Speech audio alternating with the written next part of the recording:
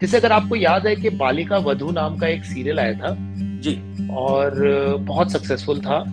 जी, उससे पहले हमने ये चाइल्ड मैरिजेस का बहुत सुना हुआ था, जी, लेकिन किसी ने इस चीज़ को बनाया नहीं, कि थी ओह माय गॉड! जी। अगर वो फ़िल्म अब आ जाए ना, तो पता नहीं शायद जो है थिएटर जला दे, पता नहीं क्या-क्या जला दें, कर दे बिल्कुल, क्योंकि उस बिल्कुल सही है। जी, हाँ, जी, सर ये आई वुड से is one of those films जब बैठे-बैठे लिविंग रूम में समोसे खाते हुए सोनाक्षी ने कहा होगा उससे कि यार हम लोग समोसे खा रहे हैं, काफ़ी मोटे होते जा रहे हैं। बोले हाँ यार, तो मोटे हो जाओगे तो फिर फ़िल्म में काम नहीं मिलेगा, तो एक काम करते हैं उसी पे फ़िल्म बनाते हैं double film Excel. Anurag Kashyap की कई फ़िल्मों में बहुत गाली होती है, लेकिन वहाँ पे वो कैरेक्टर्स बहुत डार्क होते हैं और वो लगता है कि हाँ, ये इस टाइप की गालियाँ दे सकते हैं और वो देखने में समझ में आता है। लेकिन अगर आप फ़ोर्सफुली किसी चीज़ में गालियाँ डालोगे, तो that will just be very cringy, you know, it will not look very uh, nice or pleasant. Sorry to say, but Sonakshi is not a crowd puller and she's a bad actress.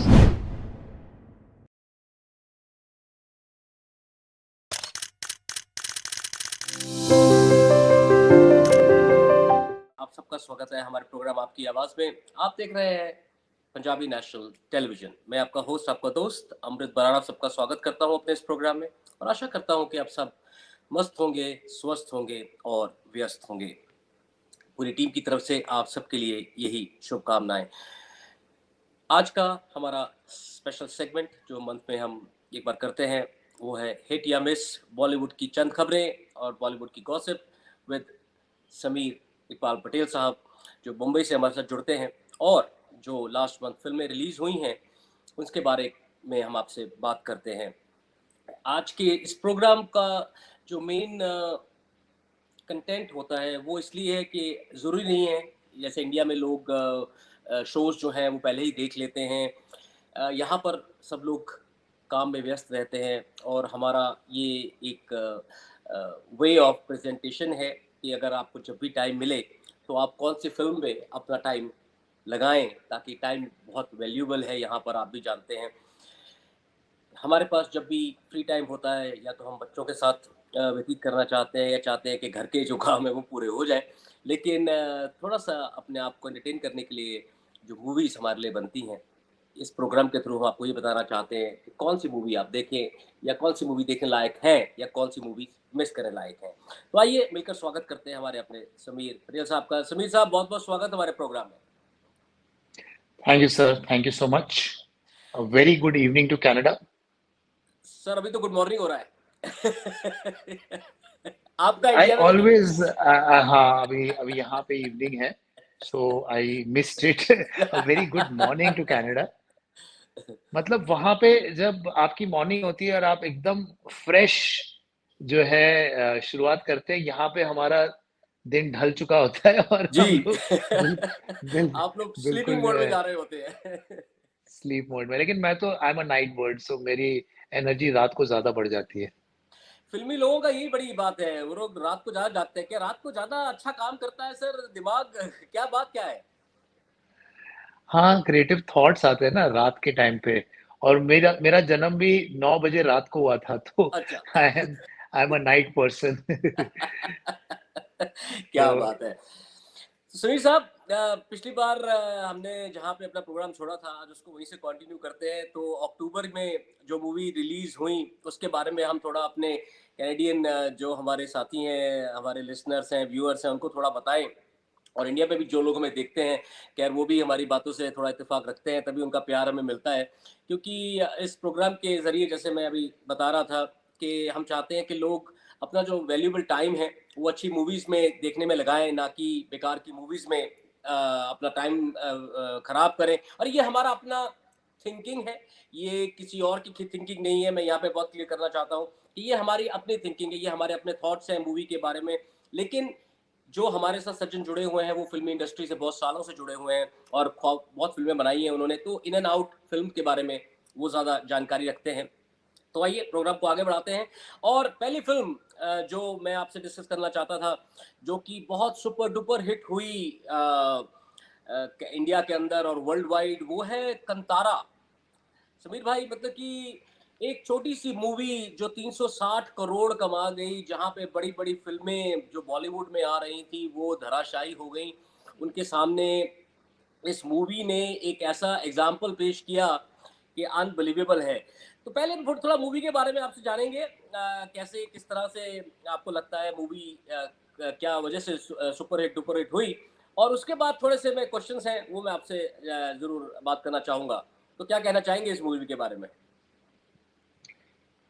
Sir जो आंकड़े हैं, imagine कि ये film का budget 16 crore था and it made 360 crore, जी which is unbelievable. मतलब ये आप देख लो परसेंटेज वाइज कितना हो गया। इट इज थ्री बहुत हो गया thousand sir. Percent more more बिल्कुल। Then that.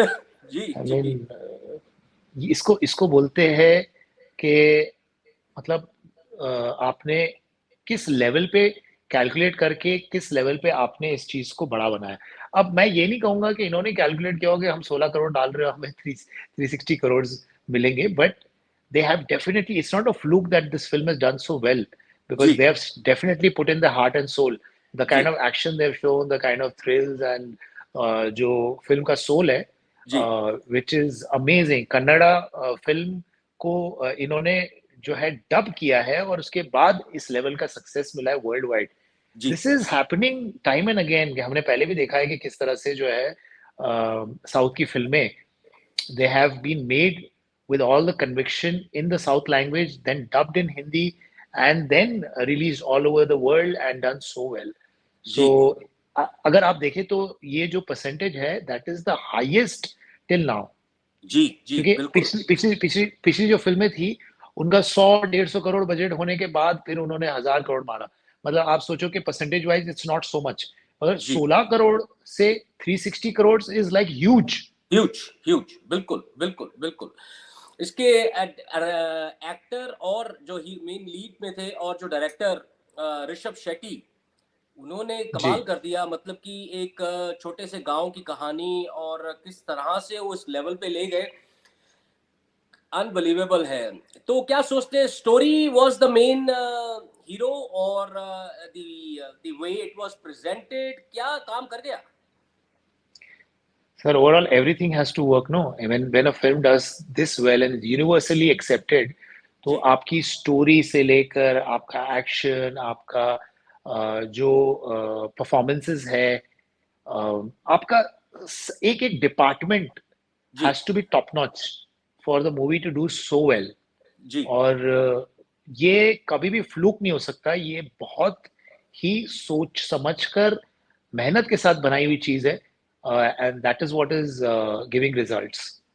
जी जी जी जी। और यहाँ पर मैं आपसे ये जानना चाहता हूँ समीर भाई कि आजकल की जो स्टोरी लाइंस हैं, अगर आप देखें तो ये मूवी भी एक पुरानी एक गेम है जो खेली जाती थी एक छोटे से गांव में, उसके ऊपर बनी है। आप बाहुबली देखें, वो एक पुरानी फिल्म टाइम की फिल्म है।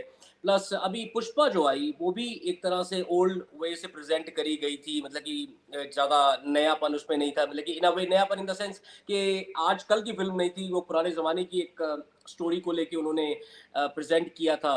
तो क्या लोग कंटेंट से कतरा रहे हैं, जो नया कंटेंट आ रहा है, और चाहते हैं कि जो ओल्ड वे ऑफ लाइफ थी उसके बारे में अगर फिल्म बनाई जाए तो वो ज्यादा सक्सेसफुल हो रही है?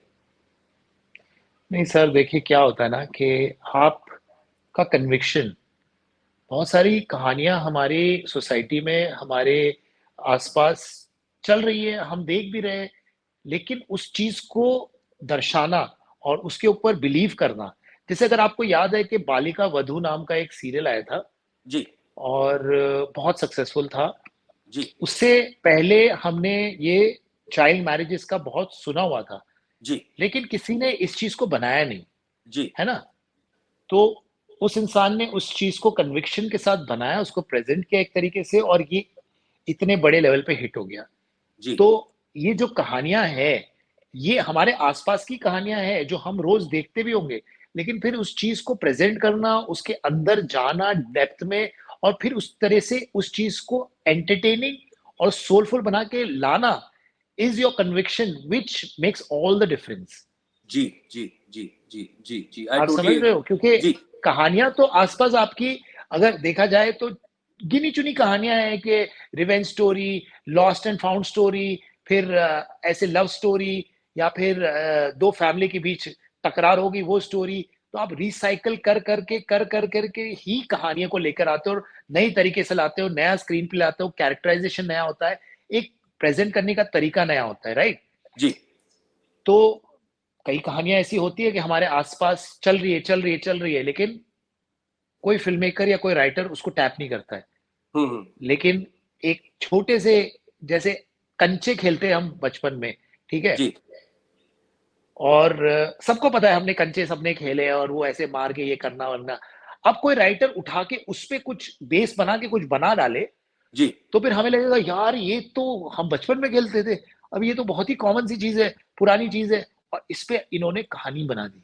आप जी जी समझ रहे हो? जी जी जी जी जी जी तो वो जी कन्विक्शन है, उस चीज का कन्विक्शन, किस तरह से आप नए तरीके से उसको लेके आ रहे हो, आप कितना एंटरटेनिंग बना रहे हो, उसके आसपास क्या कैरेक्टर्स फिट कर रहे हो, वही क्रिएटिविटी है और वही चीज लोगों को पसंद आती है। मीन्स रियलिटी से जुड़ी हुई जो कंटेंट है वो शायद काम कर रहा है।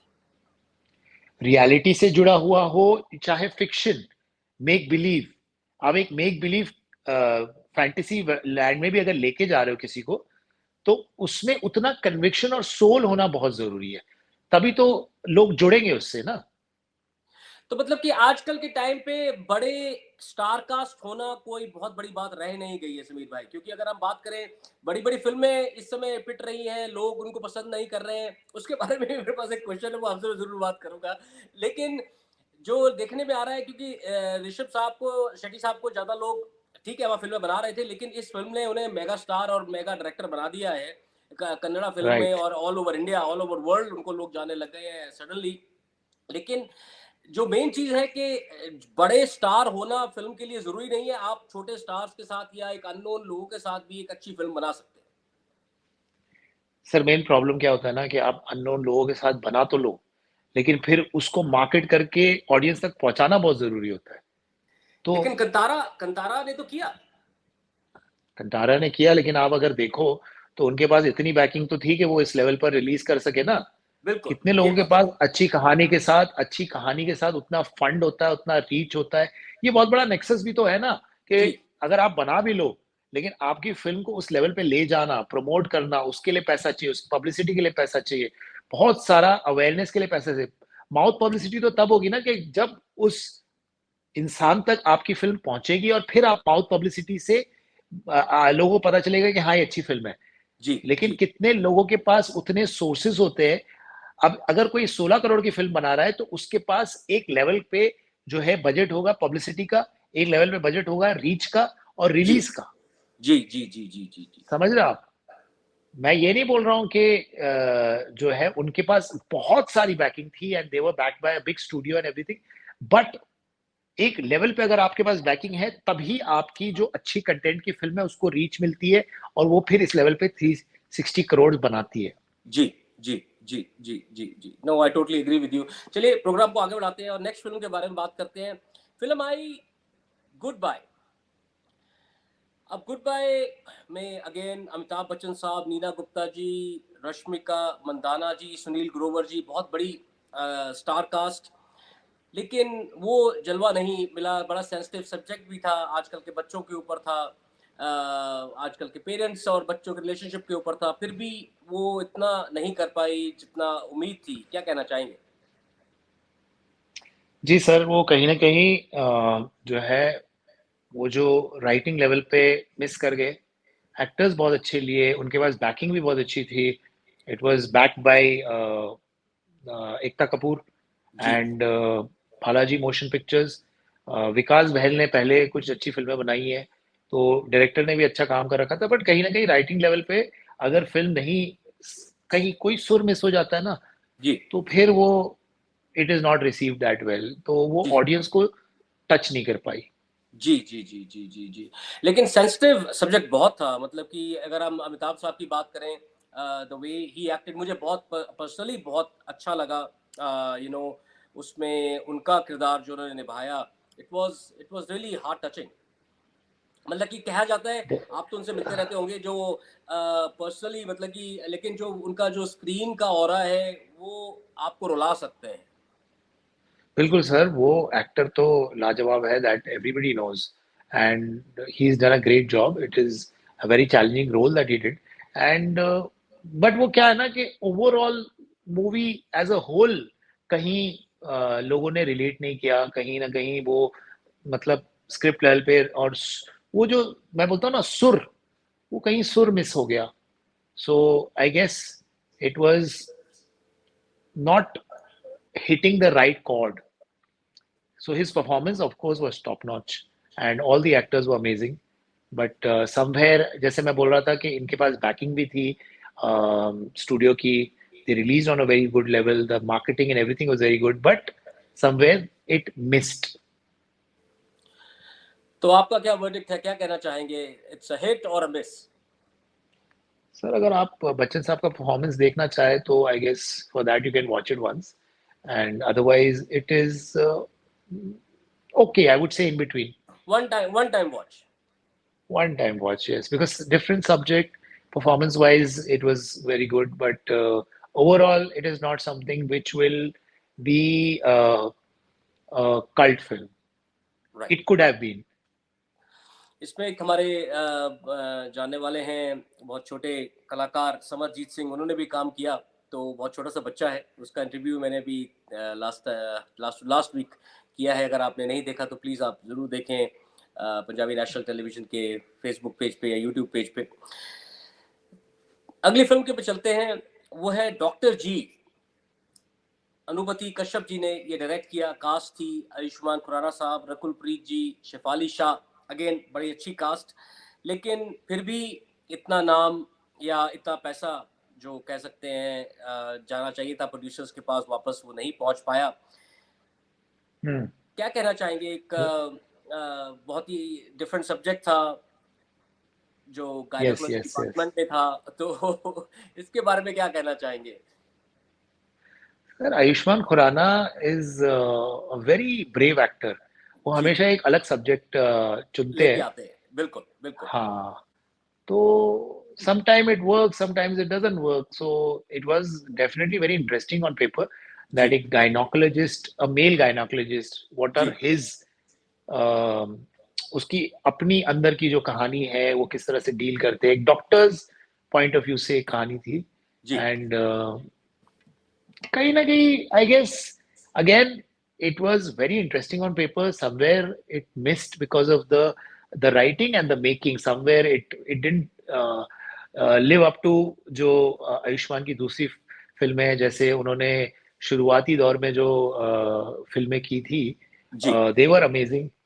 और लेकिन hats off के he still attempts to do such different subjects. So again it is entertaining in bits and pieces, very hilarious in bits and pieces, and not so great in other parts. So I would say it did uh, मतलब उसने business उतना ही किया जितना उन्होंने उनका budget था, budget था। Almost almost same, and वो in the long run they will recover, and it will turn out to be profitable venture for them. So it is a one-time watch, a different subject. If you are a Ayushmann Khurrana fan, watch it, and yeah, it's different. So I would say that at least हमारी Hindi film industry कुछ different subjects को attempt तो कर रही है. They are not completely successful in doing so, but still, जैसे Vicky Donor was a revolutionary film. It was a film where Ayushmann Khurrana ने जब पहली फिल्म की थी, it was such a entertaining yet very different subject, जी, बिल्कुल। you know. जो sperm donor का उन्होंने किया था, तो जी, जी, जी। वैसे ही I would say that this is a one time watch, and entertaining in parts, but overall not so great, but not so bad as well. क्या बात है! अभी एक और एक्शन पैक्ड फ़िल्म आई, कोड नेम तिरंगा। मतलब कि अगेन पैट्रियोटिक एक सब्जेक्ट को लेकर फ़िल्म बनाई गई। और परिणीति जी चोपड़ा जी का मैं जो काफ़ी इंटरव्यूज़ देख रहा था, उन्होंने कहा कि वो कुछ डिफरेंट करना चाहती थी। अभी तक उन्होंने बहुत डिफरेंट रोल्स किए थे, मतलब कि सटल रोल्स किए थे। अब वो एक एक्शन पैक्ड फिल्म करना चाहती थी। तो ये स्पाई थ्रिलर है, और जिसमें हार्डी संधू साहब भी दिखाई दिए, और सिंगर्स के साथ साथ उन्होंने एक्टिंग में भी अपना कदम रख दिया है। और उन्हें एक रॉ एजेंट दिखाया गया है। काफ़ी एक्शन तो है, लेकिन रिभु दास गुप्ता जी इनके डायरेक्टर थे, वो जलवा नहीं कर पाई जो बाकी एक्शन पैक फिल्में पीछे करती रहीं। या तो ये वुमेन बेस्ड थी इसलिए लोग एक्सेप्ट नहीं कर पाए, या एक्टिंग में ज़्यादा दम नहीं रहा, या और क्या रीज़न था? क्या कहना चाहेंगे? सर कुछ नया नहीं था, इट वाज ऑल क्लीशेड। तो आप कोड नेम तिरंगा अगर रख देते तो इसका मतलब ये नहीं है कि मतलब everybody who's patriotic would want to go and watch the film. So it has to have substance. It has to have that power and the kind of action जो आजकल चल रहा है उस लेवल पे कुछ नया नहीं था. So there was nothing new. I hmm. wouldn't say it is a female-oriented film. That's why it didn't do well. It just depends on the story and the content. So उस level पे इतना इतना जो होना चाहिए वो कुछ नया नहीं था. It was a very run-of-the-mill kind of film.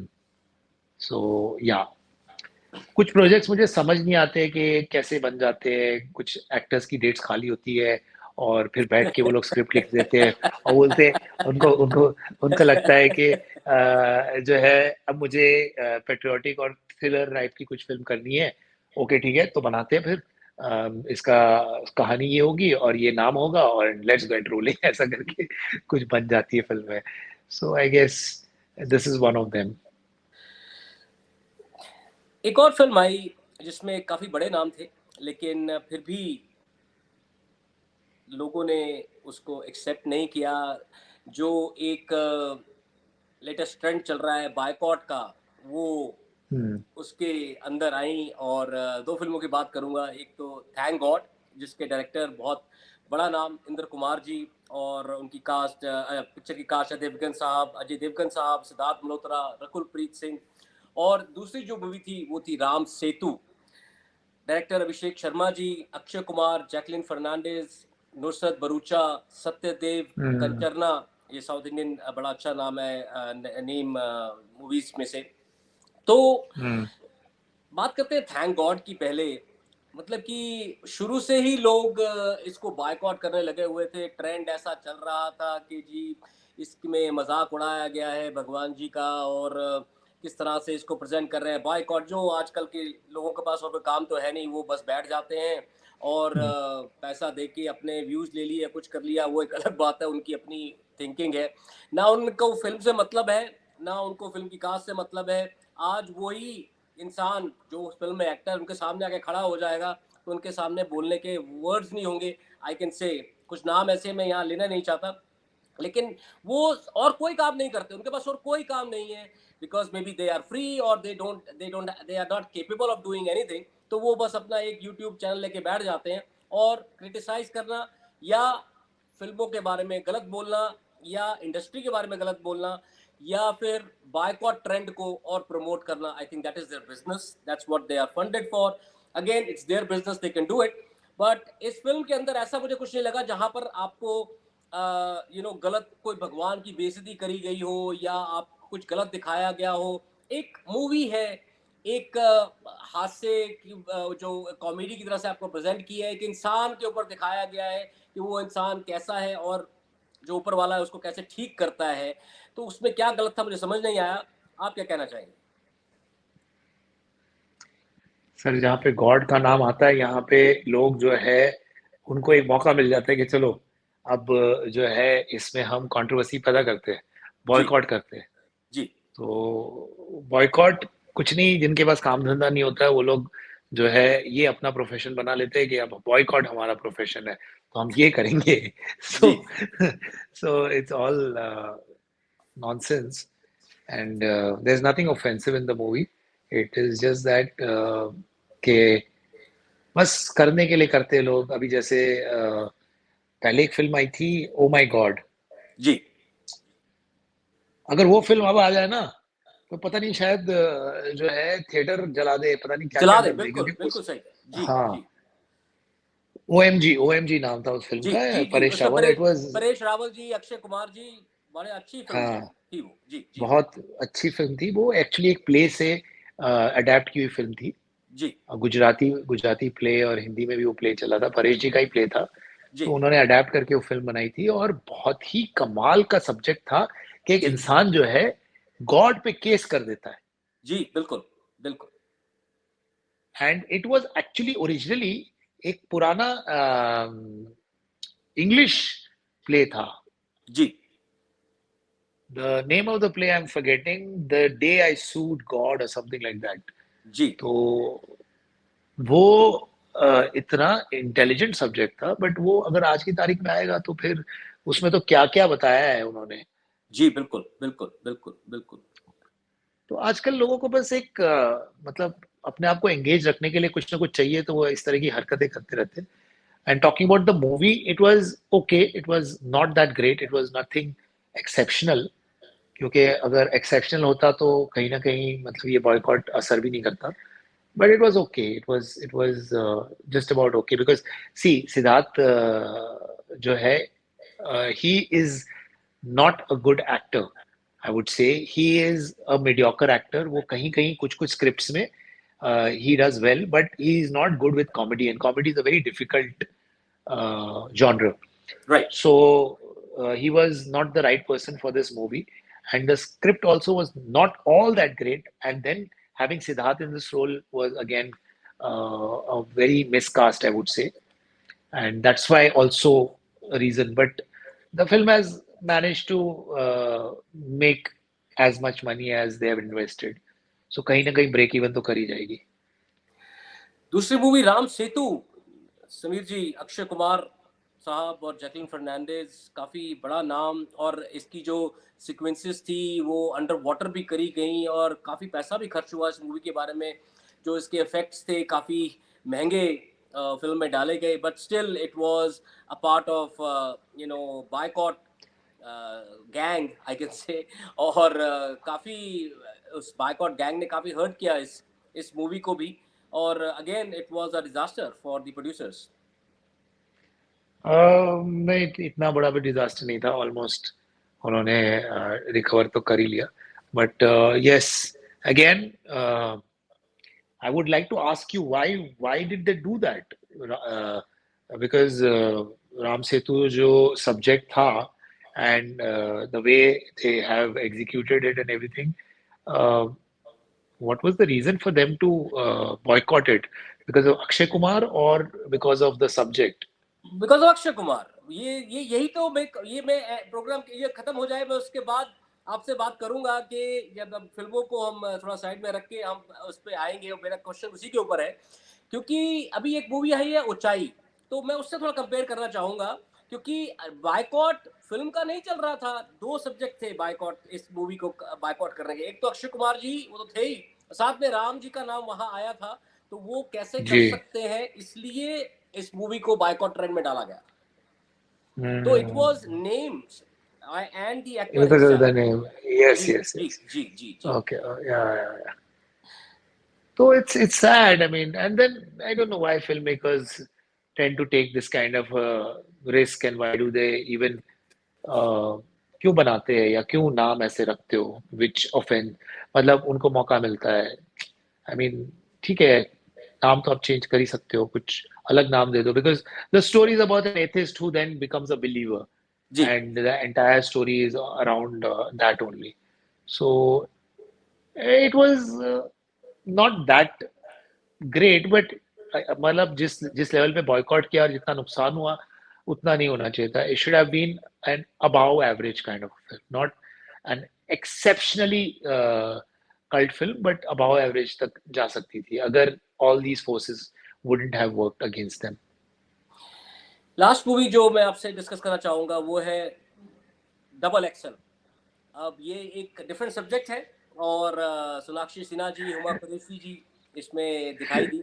और हाँ अगेन काफ़ी अच्छा ह्यूमर भी था, लेकिन यहाँ पर एक चीज़ जो मुझे समझ में नहीं आती कि हम लोग चीप डायलॉग्स क्यों फिल्म में डालते हैं, या उससे मजा आता है? आई एग्री कि अगर आप गालियां देते हैं या कुछ चीप वल्गर बात करते हैं तो डेफिनेटली उससे मजा आता है, लेकिन एक आपकी एक एक नंबर ऑफ ऑडियंस आपकी कम हो जाती है, क्योंकि कितने लोग हैं जो उस मूवी को देखने जा रहे हैं, which you are targeting, which people whom you are targeting. अगर आप यंगस्टर्स को टारगेट कर रहे हैं तो परसेंटेज क्या है जो आपको पसंद करते हैं? मीन सोनाक्षी सिन्हा जी के या हुमा ऋषि जी कितने फैन होंगे?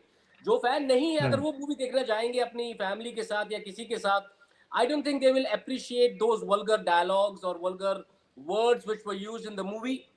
Again, it was a different subject. People people are trying a different subject, but that could have been made in a different way also. क्या कहना चाहेंगे? सर ये आई वुड से is one of those films जो बैठे बैठे living room में समोसे खाते हुए सोनाक्षी ने कहा होगा उससे कि यार हम लोग समोसे खा रहे हैं काफी मोटे होते जा रहे हैं, बोले हाँ यार तो मोटे हो जाएगा तो फिर फिल्म में काम नहीं मिलेगा, तो एक काम करते हैं उसी पे फिल्म बनाते हैं डबल फिल्म एक्सेल। तो बहुत ही मतलब आई वुड से was a very mediocre kind of thought and attempt, and and then trying these stunts by having these kind of cheap uh, dialogues or scenes or whatever to cater to people who are such people who would want to watch, which is I think around 10% of our audience is probably this kind who want this kind of stuff. But then there has to be solid script. आप बहुत ही जो है passionate और बहुत sexual content भी दिखा सकते हो with the right kind of backing and aesthetically shot. Right. But अगर आप जबरदस्ती आप अगर गालियां आप देखो बहुत सारी जगहों पे है, वेब सीरीज में भी होती है और बहुत सारी फिल्मों में भी जैसे गालियां होती है, लेकिन वहां पे प्रॉपर कैरेक्टराइजेशन होता है, जस्टिफाइड होता है वो, राइट। है ना। अनुराग कश्यप की कई फिल्मों में बहुत गाली होती है, लेकिन वहां पे वो कैरेक्टर्स बहुत डार्क होते हैं और वो लगता है कि हाँ ये इस टाइप की गालियां दे सकते हैं और वो देखने में समझ में आता है। लेकिन अगर आप फोर्सफुली किसी चीज में गालियां डालोगे तो that will just be very cringy, it will not look very nice or pleasant. It will just look forced. Absolutely. So yeah, and sorry to say, but Sonakshi is not a crowd puller, and she's a bad actress. And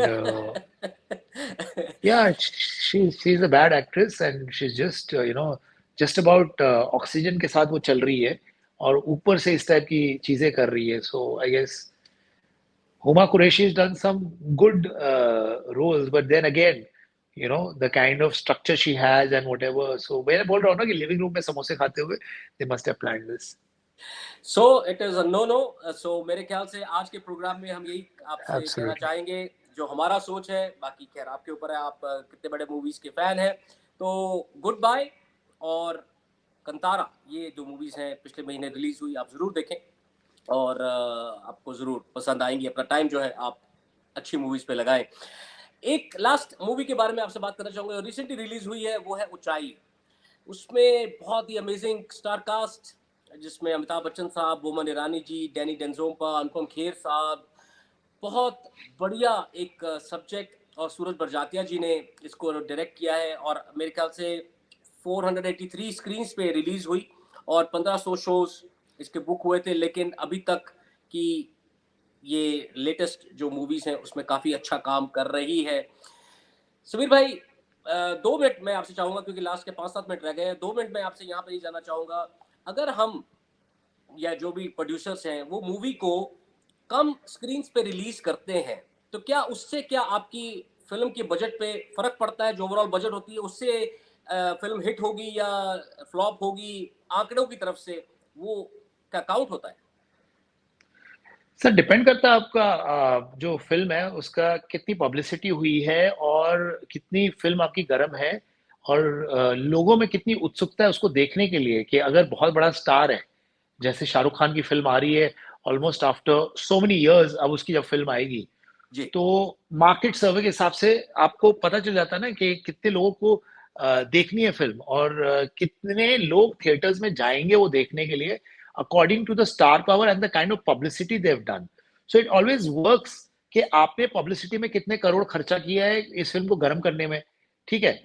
तो अगर आपकी film गर्म है और लोगों को वो देखने की उत्सुकता है, तो ज्यादा स्क्रीन में आप अगर रिलीज करते हो तो वहां पे रिलीज करने का भी एक कॉस्ट होता है ना।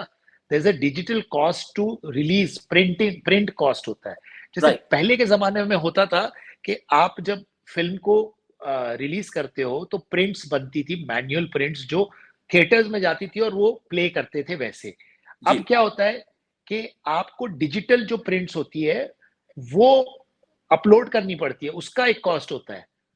तो उसमें बहुत सारे अलग अलग जो है थिएटर्स के अपलोड करने के वो होते मीडियम्स होते हैं, जी तो उसका एक कॉस्ट होता है। तो देर इज अ कॉस्ट कि आप अगर 1500 स्क्रीन में रिलीज कर रहे हो तो उसका एक प्रिंट का कॉस्ट होता है डिजिटल, जी ठीक है। तो आपको वो बैलेंस करना पड़ेगा कि आपके पास कितना बड़ा स्टार है और आप कितनी पब्लिसिटी कर रहे हो और उस हिसाब से आप उतने थिएटर्स में रिलीज कर रहे हो ताकि आपको पता है कि वो थिएटर्स खाली नहीं जाने वाले, फुल जाने वाले। और अगर खाली जाते हैं तो फिर आपको उसका कॉस्ट पे करना पड़ेगा। पर सूरज साहब का एक पहला ट्रेंड रहा है, उनकी फिल्म जो मैंने प्यार किया, हम आपके हैं कौन, वो भी कम ही थिएटर्स में रिलीज हुई थी। ये उनका एक ट्रेंड है जो मैंने फॉलो कर रहा था, जो कि फिल्म को बड़ा बना देती है। क्योंकि अगर वो फिल्म वहां पे फुल जाती है, जी अगर कम थिएटर्स में रिलीज करने के बाद फिल्म उतने लिमिटेड थिएटर्स में लोग जाकर देखते हैं, फुल हो जाती है। अब क्या होता है ना कि अगर आप 4000 थिएटर्स में रिलीज कर दो और अगर वो फुल नहीं जा रही है, खाली जा रही है, या फिर अगर वो शोज कैंसिल हो रहे हैं, तो वो फिल्म को नेगेटिव पब्लिसिटी देती है। जी जी जी जी लेकिन अगर आप कम थिएटर्स में रिलीज करते हो और film starts doing well with mouth publicity और फिर आप थिएटर्स बढ़ा देते हो, because there is a cost involve there, right. Right कि आपको जो अ, हर थिएटर में there is a cost for releasing it. Print का कॉस्ट तो होता है ना, बाकी तो जो एग्जीबिटर और जो प्रोड्यूसर है वो शेयर करते हैं। जी जी जी जी जी जी टिकट में 60-40 का या जो भी उनका कॉन्ट्रैक्ट में होगा उस हिसाब से शेयरिंग में जाता है, ठीक है। लेकिन अगर थिएटर फुल नहीं जा रहे हैं और अगर थिएटर्स में शोज कैंसिल हो रहे हैं तो वो नुकसान होता है। तो जी इसलिए अगर उनको ऐसा लगता है, क्योंकि अगर आप देखें कि पहले जब उन्होंने फिल्में बनाई थी तो उस टाइम पे Salman was not that big a star, जी ठीक है। तो उन्होंने इतने सारे स्क्रीन में नहीं रिलीज की, कम स्क्रीन में रिलीज करके देन माउथ पब्लिसिटी से जब फिल्म हिट हो गई तो then you can release in more theatres, then you have the cost, right right print cost, ठीक जी है। जी लेकिन जी आप एकदम से अगर बहुत सारे स्क्रीन में रिलीज कर देते हो तो जी आपका आउटगोइंग प्रिंट का कॉस्ट बहुत हो जाता है और अगर वो फिल्म नहीं चलती है तो आपको ओवरहेड्स हो जाते हैं। जी जी जी जी लेकिन अगर आपने कम स्क्रीन में रिलीज कर दी और उसके बाद माउथ पब्लिसिटी से लोगों ने कहा कि बहुत अच्छी फिल्म है, चलो देखते हैं, तो आपने एक तरीके से मार्केटिंग जो है बड़े smartly mouth publicity with the help of the audience and the reviews that have come in, you have got that publicity and now you can have more theaters where people can go and watch the film. So that way you are not suffering as a producer. क्या बात है! तो ये बारीकियाँ हैं जो हम समीर साहब से सीखते हैं, एंड आई बिलीव ये बहुत ही अच्छी फ़िल्म है। आप ज़रूर देखें, अगर आप अमिताभ बच्चन साहब के फ़ैन हैं या स्टार कास्ट में किसी के भी फ़ैन हैं, तो एक बहुत ही अच्छी फ़िल्म बनाई गई। ये हमारा मानना है, आप देखना चाहें तो ज़रूर देखें। समीर भाई, thank you so much for your time today. Before we end today's programme, आपका एक नया प्रोजेक्ट आ रहा है, थोड़ा-सा 2 मिनट है, उसके बारे में बताएँ हमें। क्या आप करने जा रहे हैं अब लेटेस्ट? सर एक फेस्टिवल फिल्म है, बहुत ही स्ट्रॉन्ग सब्जेक्ट है about a girl who is defying the norms decided by the society. जी, कई ऐसी चीजें होती है जो हम ना मतलब चलते जाते हैं कि हाँ भाई ऐसे ही है, हम जी, क्वेश्चन भी नहीं करते क्योंकि कहीं ना कहीं हमको जैसे हम रिलीजन की बात कर रहे थे, रिलीजियस चीजों पे आजकल हर छोटी छोटी बात पे जो है बॉयकॉट हो जाता है, ये हो जाता है, आपने ऐसे क्वेश्चन किया। तो जो क्वेश्चन नहीं करना और चलते जाना, और अगर आपने क्वेश्चन किया तो आप जो है एथिस्ट है, आप एथ नास्तिक है, आप गॉड गॉड में बिलीव नहीं करते, आप तो हमारे या आपके अपने गॉड को जो है डिफाई कर रहे हो। तो ऐसे में एक जो सोचने वाला द थिंकिंग मैन वो कहाँ जाए तो basically it's a very strong subject where a girl is questioning कि राइट। इतने सालों से जो ट्रेडिशन के नाम पे या रिलीजन के नाम पे जो चीजें चली आ रही है, उसको वो क्वेश्चन करती है. It's a festival film, very strong subject film, which we are doing right now. We are working on that, and yeah, that's what we are working on. क्या बात है! आप सब लोगों से अपील है, अगर आप इस फ़िल्म में जुड़ना चाहते हैं, तो आप समीर भाई से ज़रूर बात करें। उनका ईमेल एड्रेस हम इस प्रोग्राम के एंड में ज़रूर देंगे। आप उनसे बात कर सकते हैं और इस मूवी के बारे में जो बनाने जा रहे हैं, उसकी जानकारी भी आप और हमारे से ले सकते हैं प्रोग्राम के थ्रू, अपने व्यूज़ के थ्रू, अपने कमेंट्स के थ्रू। समीर भाई, thank you so much for your time today. Before we end today's programme, आपका शेयर एक लास्ट में प्लीज़। जी सर. तो बेसिकली ये थोड़ा सा इंस्पायरिंग है क्योंकि आज हम कुछ जो है अलग सब्जेक्ट में बात कर रहे हैं. तो अपने हाथों की लकीरों से हार मत जाना. वाह! अपने हाथों की लकीरों से हार मत जाना कि तकदीरें मेहनत से भी लिखी जाती है. वाह! क्या बात! आया कर अपनी मंजिल को, आया कर अपनी मंजिल को, खुद बनेगे रास्ते कि शिखर की तस्वीर पहले ज़हन में उतारी जाती है. क्या बात! क्या बात है! क्या बात है! Thank you so much Sameer भाई for such an inspirational share. तो आपसे अगले मंथ दोबारा मुलाकात होती है, नई फ़िल्मों के साथ, नई गॉसिप के साथ। Thank you so much for your time today. Thank you sir. तो ये थे हमारे समीर भाई और आई होप आपको आज का प्रोग्राम और इन्फॉर्मेशन अच्छी लगी होगी। तो अपने कमेंट्स ज़रूर दें हमें, कुछ चाहे अच्छा है या बुरा है आप हमें ज़रूर बताएं, लेकिन हमारी यही अपील कि ये जो बॉयकॉट ट्रेंड है इससे दूर रहें। पहले फिल्म को देखें, उसके बाद अपनी प्रतिक्रिया अपने दें उसके ऊपर। इन लोगों के ऊपर जो बॉयकॉट ट्रेंड को चला रहे हैं, कहाँ से फंडेड हैं या क्या है, इनके ऊपर मत जाएं। That's what my personal request is. And her talk show का मतलब सिर्फ ब्रेकिंग न्यूज नहीं, हंगामा नहीं, बहस नहीं, तमाशा नहीं। ये टॉक शो है आपकी आवाज का, आपके मुद्दे का, आपके जज्बात के साथ साथ आपके भरोसे का, क्योंकि आपका भरोसा हमारी जिम्मेदारी है, उम्मीद आपकी, कोशिश हमारी है। मिलते हैं अगले हफ्ते only on Punjabi national television पर। तब तक टेक केयर, थैंक यू।